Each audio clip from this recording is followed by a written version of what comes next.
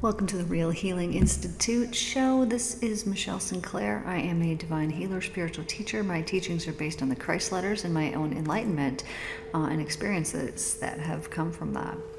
So there are scientific and spiritual, materialistic reasons why it is absolutely imperative that people should devote all of their mental and emotional energies and sensitivities to bringing their actions and reactions into perfect divine alignment and harmony with unconditional love, which is divine consciousness. Because to remain in a worldwide state of consciousness as it currently exists at this moment is to remain on a steady downward slide into countless diseases, misfortunes, upheavals, and the deepest kind of suffering in the world.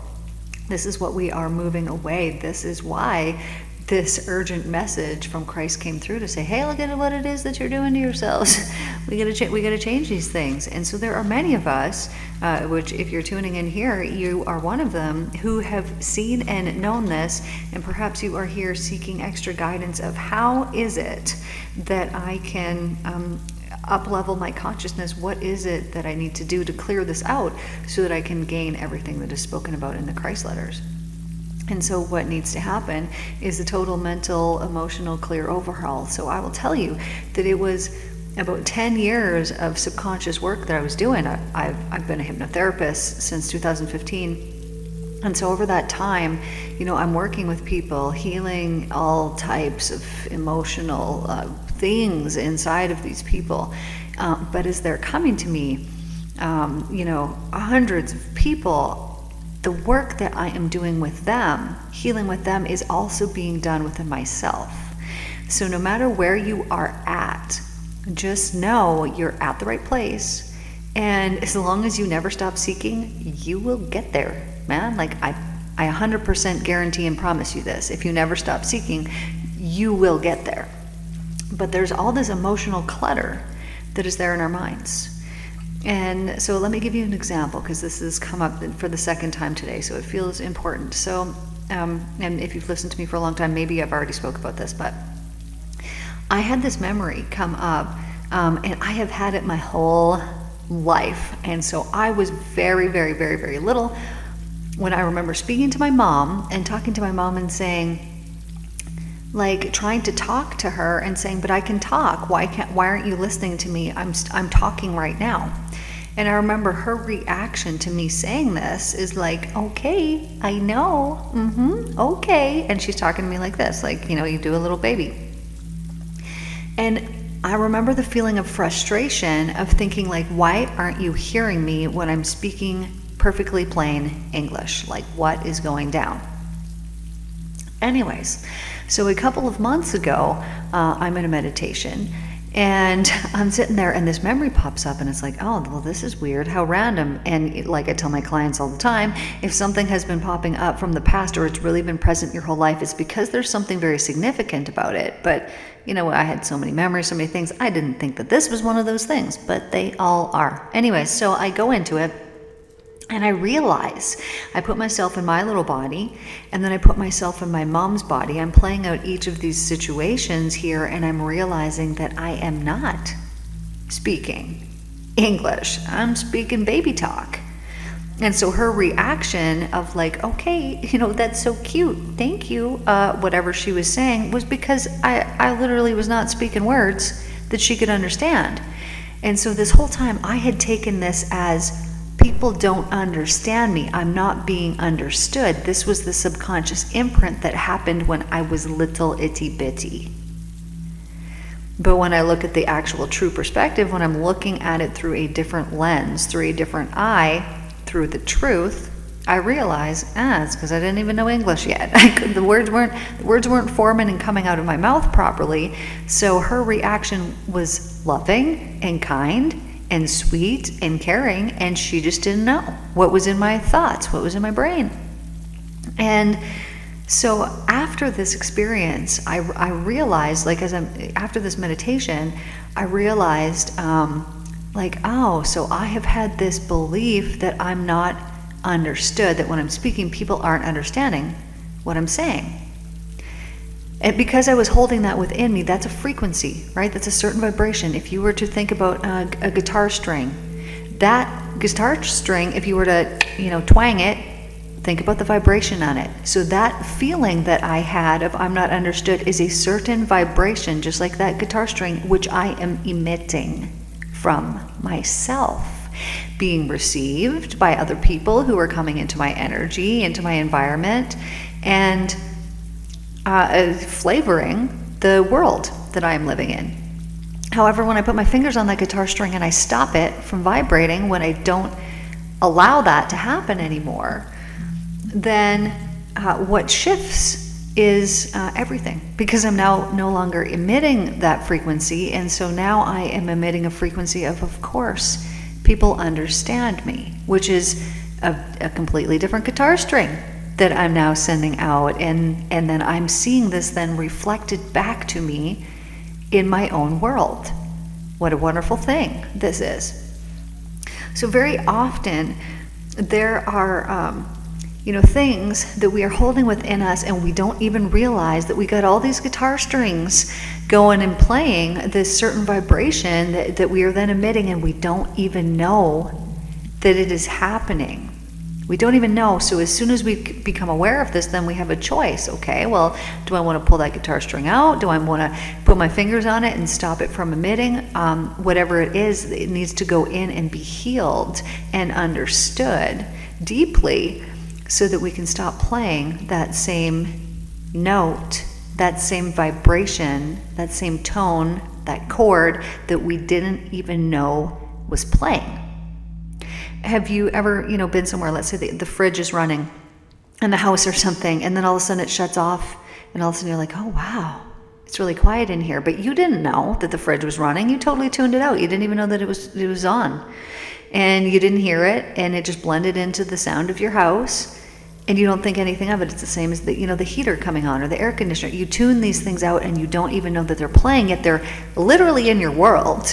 They're in your environment, you're experiencing them, but you are unaware. This is exactly the same as that we got all this noise, all these tones, all these chords that are playing, and while we remain unaware of them, they're playing in the background, and they're flavoring our environment. They're creating all of this noise, and we don't even know that it's there. So what happens when we stop playing all this noise within us?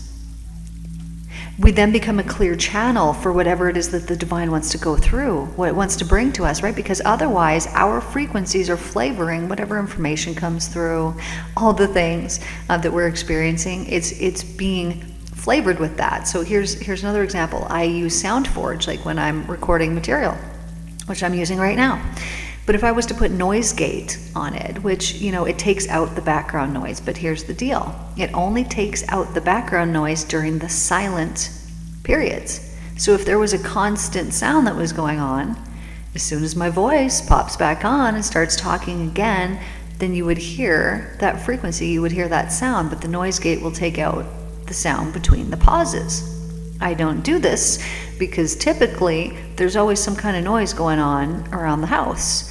And okay, so then I would, I play something else in the background, which you could probably hear, that's a constant hum, and then every once in a while it'll go whatever it does. My son made it for me so that it can keep that background noise out. The point of this is that when we got all this background noise going on, it's constantly there, but we're unaware of it. And it is actually creating interference in our world, but we're unaware of it. And then all of a sudden, when it's not there, have you ever been in the pure silence and you're like, whoa? When all the background sounds shut off, when all that stuff goes on, and you can tell the difference. This is what happens in the mind when we heal all of those things, all of those old programs that are running. We then get radio silence from ourselves. So then whatever's being emitted to us, which divine love's always being sent to you constantly, every single second, always, always, always. And so as it's being sent into you, then because you don't have any distortion, you don't have any waves that you are sending out that are lower frequency than what is being received by the divine, you then become a perfectly tuned divine channel.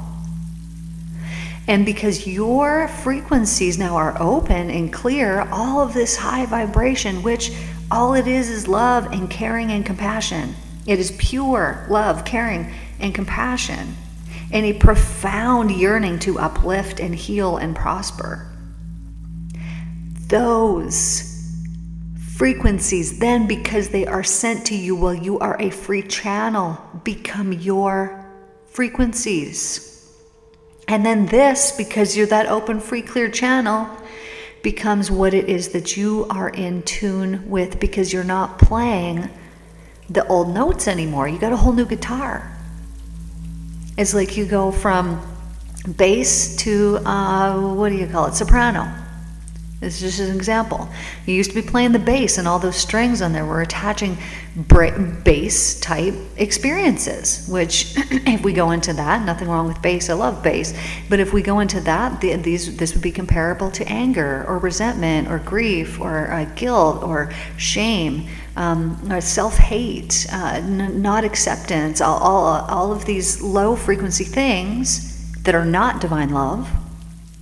And then pretty soon, once you stop playing all those tones, and the reason you did that was because you healed them and you understood them. When you gain that deep understanding of why they're there, what happens is that you appreciate them, and then you're thankful for them. And appreciation and thankfulness is a completely different tone than rage and anger, right? So then you stop playing the rage and anger and you start playing the appreciation. And so you've moved yourself up to a higher frequency. And so as you continue to do this, like as I said, I did this work for 10 years with other people, and I was doing it on myself as well. So I'm doing this for people. As they're healing, I'm realizing these things, and it's clicking and healing these things in me. And then I'm also doing the self-work, the same similar work as to what I do. I would do it with a friend, a couple of them, and then also I would be doing it on myself. All the work that I do on my clients, I'm doing on myself. I would spend endless amounts of time meditating and going in and doing the inner work, because it was so rewarding to me. Like I love what I do, so of course I'm going to love to do it on myself as well. It really worked out. So as we heal these things within ourselves, which of course you can do all of these things. This mental cleanse series that I have on here is totally free. Go and look at the playlist, mental cleanse. Check the emotion that you're like, wanting to deal with, and go and work your way through it. You can do these things yourself. And so as you work through these things, let's say that you're dealing with sadness, heavy, something like this, as you work through those things and you change it, and you look at it through a lens of divine love, which divine love is always love, caring, and compassion. It's always that. It's always, always, always that. And so when you can shift this sadness and understand, like, oh, this was why. Oh, this was a gift, even though it doesn't feel like a gift. And when you can look at it through a new eye, it shifts and changes everything for you. And then you stop playing that tone. You stop playing that frequency, that note. And what was happening was that as you were playing that frequency and that tone and that note, you were planting it. It was a seed.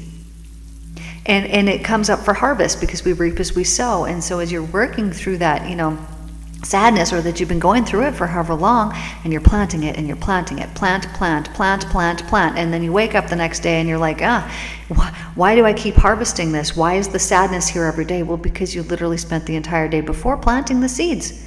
And because you wake up and it's not gone, you plant even more seeds that day. And this can go on for months, it can go on for years, it could go on for a lifetime. And when we're like, why is this happening? And we don't realize it is because we have planted the seeds. And the reason why we've done it is because we were not in an open, receptive, divine container, because we had our own clouding, our own healing to do. And as long as we have our own healing to do, we'll project things out in the world. We'll not understand why these things are happening this way, but it's because we think the thoughts plant seeds. Those seeds come for harvest, and we harvest them again and again and again. It's like every year you're planting pea seeds, and you're getting all these peas, and you're like, dang it, I got peas every year. All I want to do is grow flax and barley and winter wheat and durum and all these things like this. And it's like, well, then you got to plant those seeds. You can't harvest them if you didn't plant them. So what seeds do you want to plant? And then plant those seeds. And let's say that, okay, a field, there's 17,000 seeds every day that you plant, right? Then we got this many thoughts. So there's 17,000, I just made that up, maybe it's true, I don't know. But you're planting these, okay, well, how many of those seeds are weeds? Maybe you spent, 90% of your day planting what it was that you want. You're like, I want to grow flax next year. Okay, so then you're planting these flax seeds. But what if 10% of those is something that chokes out the flax? That when it grows up and when it harvests, it's weeds, and it gets rid of the flax crop that you had, and you're only harvesting this much flax now because you planted so many weeds in there. So look at the mental weeds that you plant, and then understand what note, what frequency, what guitar string you're playing. What vibration are those weeds playing? Whether it's guilt or grief or sadness or hate or revenge, if you're playing those notes, you're going to harvest them again in the future. So it's not like you're just harvesting them now while you're thinking about them. You are, like, you're experiencing it, which is, awful, self-created hell. You were given free will, and you have the choice to decide what you think about. Sometimes it doesn't feel that way, but it's true. You have a choice. This is how we can break these patterns of, like, I don't want to think about that anymore. Break the pattern, break the loop. And so you can, put it up on a shelf, slide something in front of it. You still need to deal with it, but give it a certain amount of time, right? Like, okay, I'm going to deal with you today at 4:30. I'm going to meditate, and I'm going to meditate about you and how I can resolve this thought loop that I'm having. Go back to it, but shelf it when it comes up, because it's not beneficial to keep planting something that you're just planting and there's no solution coming to it. And if you don't have a solution, if you don't know what to do, you could check out the Mental Cleanse series. You could reach out. You could join one of our circles that we have, and you could bring it up, and I bet that we could help you eradicate it. Sometimes we need people, right? There's billions of us here on the planet. But when you can identify what strings, what chords, what notes you have been playing that have not been helpful to you, then you can stop playing those chords and those notes and those strings. But it's so hard to do that unless that thing is healed. It's like a little kid asking, yeah, but why? But why? All your mind needs is the why. This is what the Mental Cleanse series helps, right? It's regression. It takes you back, so it gets to the root, so it lets you see the why behind it. That's all my mind needs is the why. And then, okay, now I know the why. Now how do we heal this? Okay, well, let's put some divine love on it. It happened for you. There was a purpose, because it allowed you to grow. It allowed you to see that. It allowed you to eradicate and to stop playing that note. So then now a new note, the one that's always been playing, can be heard, because that old one's not overriding it anymore. And what a beautiful thing that is.